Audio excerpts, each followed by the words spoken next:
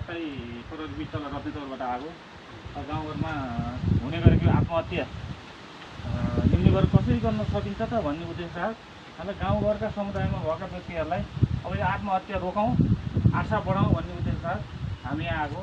आत्महत्या भनेको आफ्नो आत्मालाई कि आफ्नो शरीरलाई आफैले मार्ने भनेको आत्महत्या हो।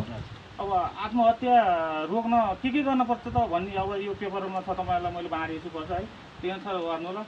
आत्महत्या कसरी रोक्न सकिन्छ त भन्ने म दुई चारवटा शब्द भन्छु तपाईँहरूलाई। आत्महत्या रोक्न अब तपाईँ जस्तो कामकाजमा बिजी हुने, बिजी भएपछि तपाईँको दायाँमा अरू केही सोच्न पाइँदैन, सोच्न नपाएपछि यसैमा बिजी भइन्छ, यही काममा बस्नुहुन्छ, अनि साथीभाइसँग घुलमिल हुने, एकान्तमा नजाने होइन त, अनि बढी मापछि अब रक्सी खानुहुन्छ भने अलि त्यसलाई कम गर्दै जाने, त्यसरी आत्महत्या रोक्न सकिन्छ, अलि न्यूनीकरण गर्न सकिन्छ हामीले। त्यही भएर तपाईँहरूले जति जान्नु छ तपाईँहरूले पनि त्यो पढ्नुहोस्, पढेर अनि